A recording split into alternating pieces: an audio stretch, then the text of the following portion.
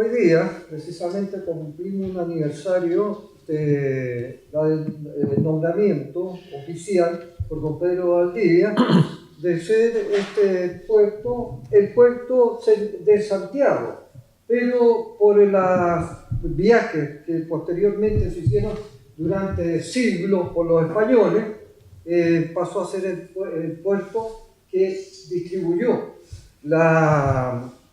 los elementos, digamos, coloniales, los elementos bélicos para ir ocupando el país a medida que la conquista se efectuaba y la colonización se realizaría durante siglos. Este 3 de septiembre, don Pedro Valdivia leyó el siguiente decreto: en el puerto de Valparaíso, que es en el Valle de Quintil, término y jurisdicción de la ciudad de Santiago, a 3 de septiembre de 1544, ahora, de nuevo, nombro y señalo este puerto de Valparaíso para trato de esta gente y ciudad de Santiago. Desde ese momento comenzó un poblamiento pequeño, dado de que se formó la iglesia, la matriz, se congregaron allí unas pequeñas casas y por de pronto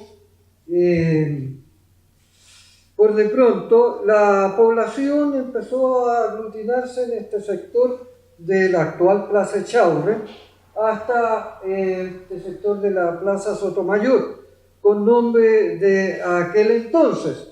Este puerto de Valparaíso, que es Valle de Quintil y término de jurisdicción de Santiago, lo firmó don Pedro y se fue desarrollando durante el siglo XVII. En el siglo XVII solamente se pudo aumentar la cantidad mínima de pobladores, que no alcanzaban por de pronto a 100 casas.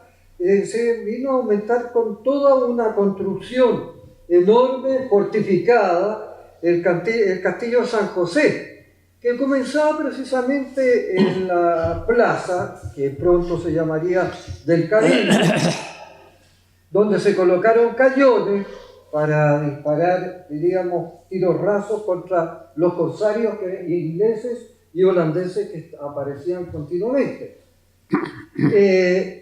Este castillo continuaba con la subida que tenemos al Cerro Cordillera, esa sumamente estrecha, para ir a rematar allá a los dormitorios de los artilleros y también a un palacio o castillo del gobernador.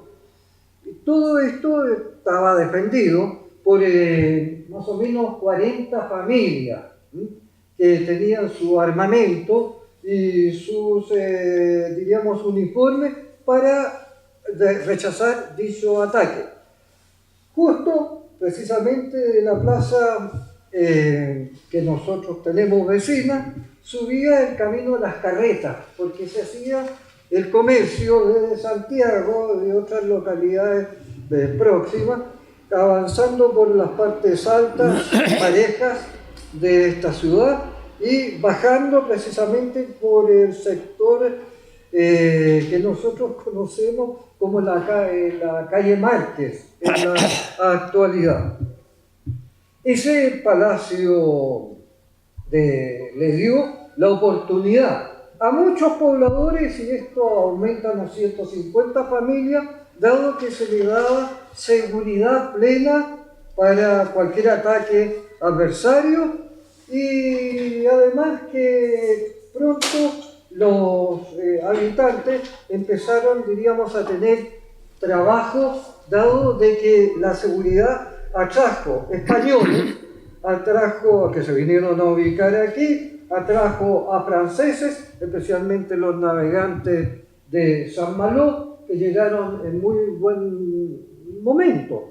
Comprendan que España y Francia estaban, los reyes eran los Borbones, don Carlos VII, don Felipe VII, envió precisamente estas naves para contrarrestar, junto con España, el ataque de ingleses y holandeses.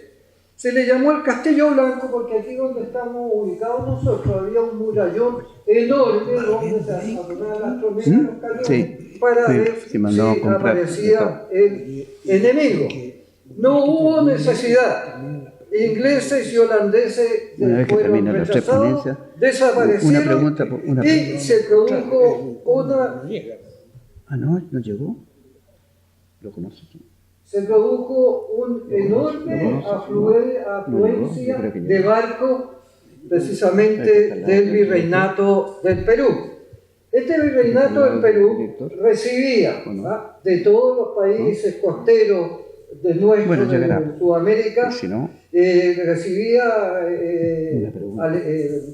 frutas, verduras, todo tipo de minerales. Y en el caso de Chile se dio esa situación providencial de que se diera un enorme terremoto en 1730, un terremoto en Perú, donde se produjo un polvillo negro que envenenó sus suelos. No pudieron tener el trigo necesario, así que Valparaíso lo empezó, diríamos, a trabajar ya que se disponía de todo el Valle de Aconcagua para enviar trigo a dicho país virreinal. Ahí tenemos un convoy ligero rumbo al Callao. En ese tiempo, nosotros precisamente, como ven en ese mapa, éramos un país oceánico. Para el Océano Pacífico, después no creado Chile por el emperador de España, Carlos V, a fin de que Chile naciera para cuidar el Estrecho de Magallanes.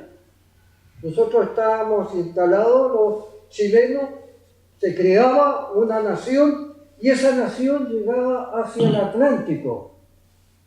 Como ya los enemigos empezaron a desaparecer, los enemigos de España, obviamente ya el virreinato del Plata, que fue creado para contrarrestar al virreinato de Nueva Castilla o Perú, empezó a recibir territorios como San Juan, Mendoza, etcétera, etcétera, que fueron tomados de nuestro sector atlántico.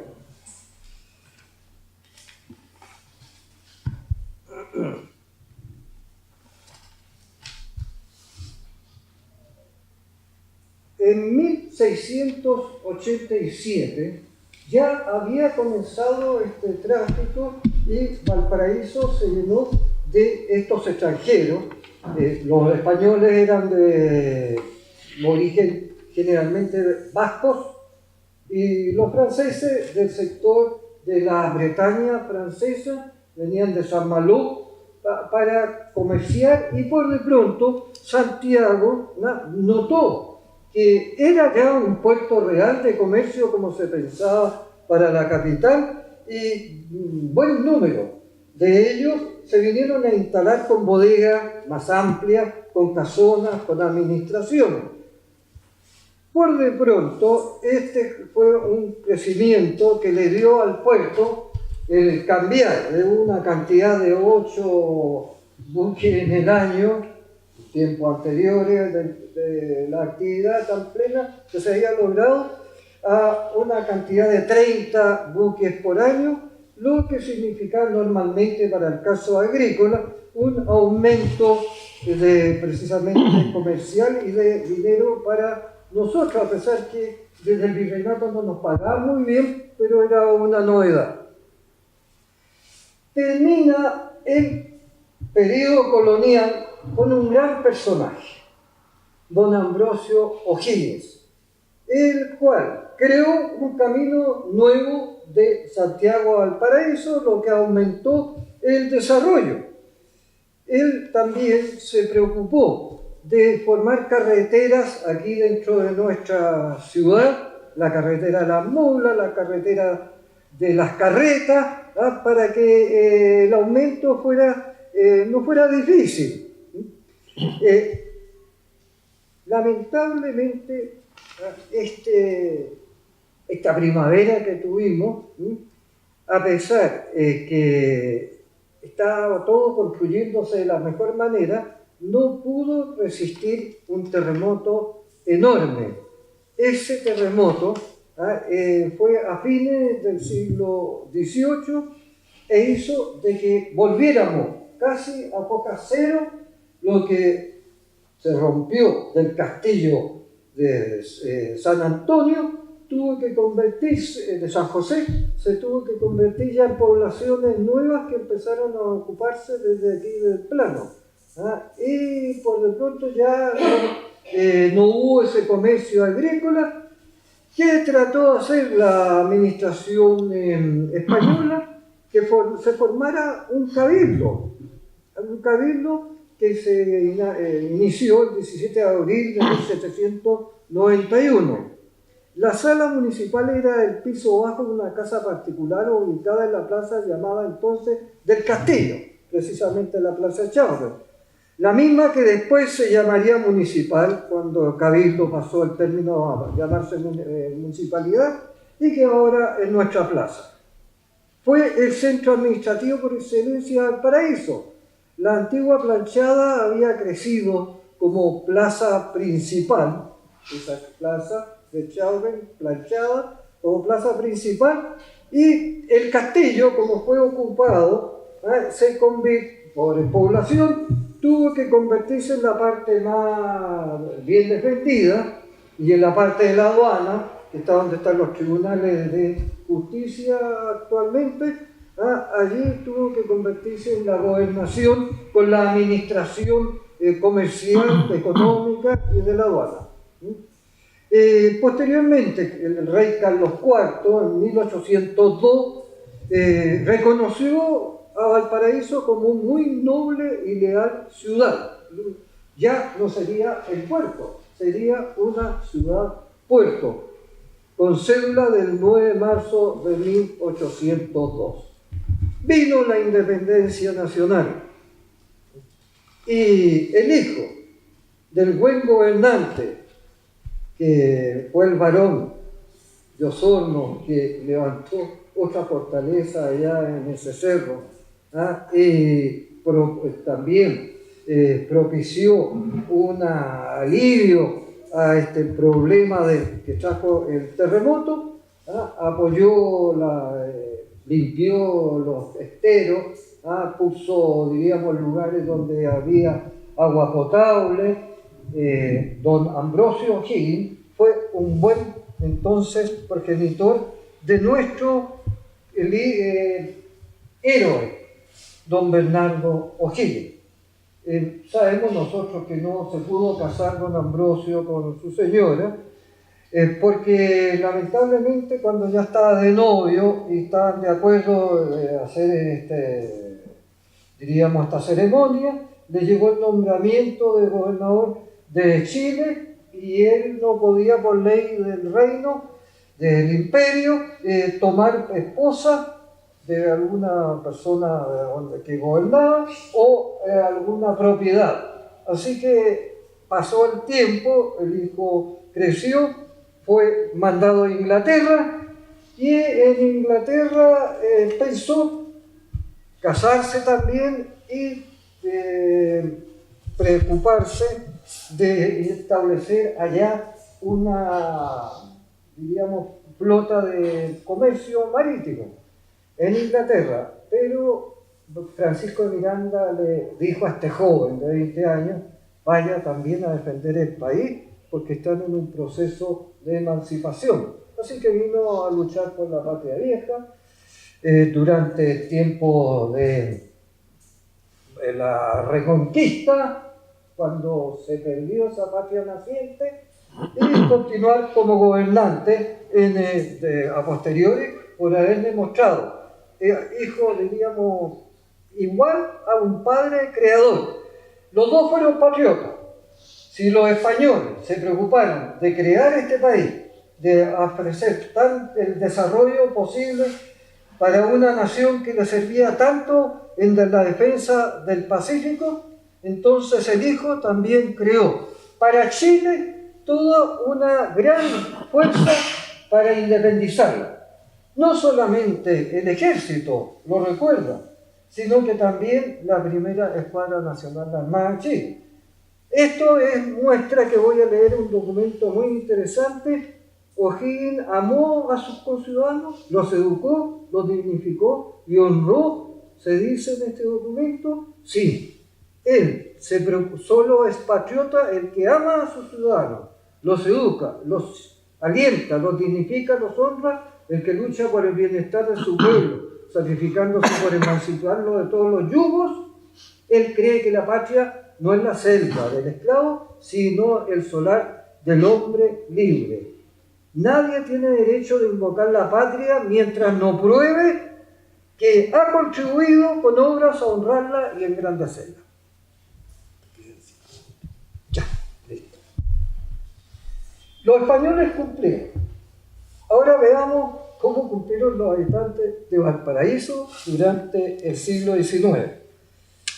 Como me quedan 5 minutos, voy a abreviar. La primera mitad... es que esto da para mucho. Diríamos, proceso de independencia. Voy a tener acá la Marina Mercante que creó O'Higgins, también la va a crear otro hombre que se dio.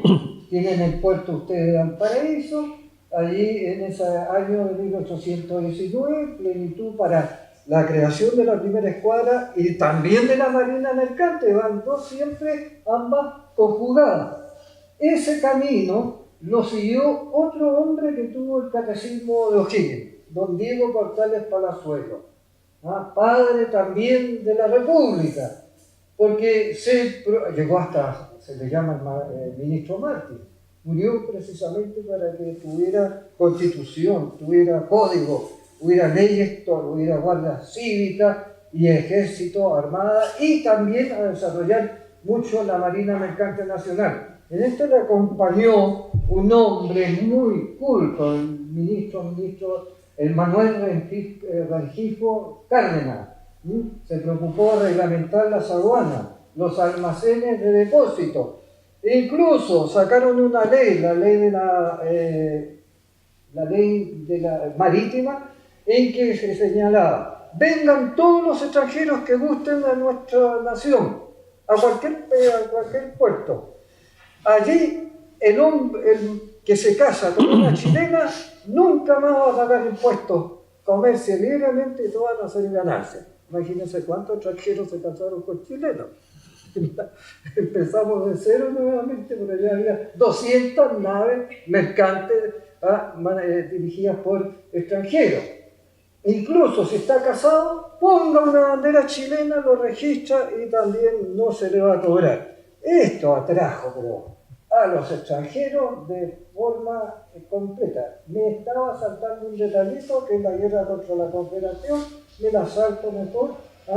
Ahí los chilenos se comportaron muy bien. Después de la guerra contra la Confederación ya estuvimos tranquilos y empezó de la gobernación y posterior intendencia los señores Melgarejo, que fueron los intendentes, y Manuel Blanco Encalada, el ex héroe de la independencia, el segundo comandante de la escuadra, después de Lord Cochrane, se preocuparon de embellecer nuestro puerto. Si en la primera mitad del siglo XIX tuvieron que sacrificarse los porteños y también las autoridades para que se paliaran los terremotos, se paliaran las temporales, el cuerpo de bomberos creado contra los incendios, se pudieron levantar casas, colocar casas, comercio, aparecieron creaciones modernas que voy a comentar por el tiempo en la segunda parte del siglo.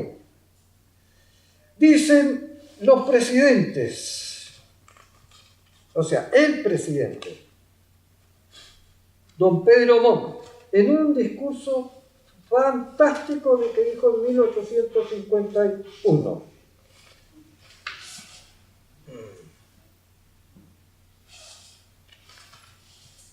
Ya, acá. Con esto se resume todo lo que hicieron los extranjeros y estos nuevos compatriotas, ya que se quedaron para siempre. A muchas veces nos han acusado nosotros los chilenos que nos dirigen para apellido inglés, apellido alemán, apellido francés. No, son descendientes. Son descendientes, cuarta, sexta, octava, tantas generaciones. El 9 de marzo de 1852 concurrió su excelencia Manuel Montt, acompañado por el ministro del Interior Antonio Vara, a un banquete ofrecido por los vecinos porteños, donde al agradecer la invitación expresó grandes elogios sobre ello. Valparaíso se apropia día tras día algunas de las grandes conquistas de la industria moderna y de su comercio. Dentro de él, que es muy vivificador, con los capitales y la ayuda de todas las producciones de los lugares apartados de la República, ejecuta en este suelo importantes obras de utilidad. Acaba de dar el agua a disposición de los vecinos y de adoptarla para la extinción de los incendios, una de las más horribles plagas. Poco tiempo más el gas iluminará sus hermosos edificios. Mañana partirá de su centro el telégrafo eléctrico que ha de cruzar en breve y toda la República, quizás antes tendrá la satisfacción de dejar formada la sociedad que levantará la grande obra del ferrocarril que se preocupó de Manuel Blanco Alcalá de iniciarlo. A los minutos después el ministro Antonio Vara dijo con énfasis: a cada pueblo le llega en el curso de los tiempos la ocasión de mostrarse tal cual es, cómo es su espíritu, de revelar los altos destinos que le están preparados por la providencia. A Valparaíso le ha llegado y ahora en 1851 se ha fortalecido, porque a los temblores, a los incendios, a las tempestades, a las tormentas de revoluciones políticas han venido a sus puertas amenazando con destrucción, y Valparaíso ha respondido reparando los estragos y construyendo nuevos y suntuosos edificios, a incendios armándose para combatirlos, improvisando esa falange de guerreros de paz, esos bomberos preparados al combate en que su propia sangre es la única que puede ser vertida. Eso se me terminó. Ya, yo voy a invitar, ya me quedan varias paginitas y cosas que leer, de que estamos nosotros en otro desafío. En los siglos coloniales respondieron los porteños. En todo el siglo XIX respondieron los porteños. Y a pesar que nosotros hemos tenido estuvimos en el siglo XX, los famosos, las guerras, la apertura del canal de Panamá, las dos guerras mundiales, los problemas, diríamos, de que la marina mercante casi desapareció, ha habido instituciones que se han preocupado de levantar los faros que corresponden, de atender los diques. Hemos ido a la Antártica, hemos dado a todas las instituciones un desafío para el paraíso del desarrollo que hemos cumplido. Y también, no solamente nos hemos preocupado de Valparaíso, porque muchos autores, muchos académicos, como un señor Jorge Martínez Busch, como un señor Eli Solís Oyarzún, que representa a la Liga Marítima, Valparaíso está en un vértice de la indefinición, perdón. ¿Vamos a ir al océano o no vamos a ir a un mar chileno, océano de muchas posibilidades? ¿Vamos a salir a asociarnos con la comunidad del Pacífico que está en estos momentos llevándose a cabo? ¿Vamos a seguir con la navegación y el comercio libre? ¿Vamos a seguir fortaleciendo la Marina Mercante Nacional? Yo les digo que lo podemos hacer.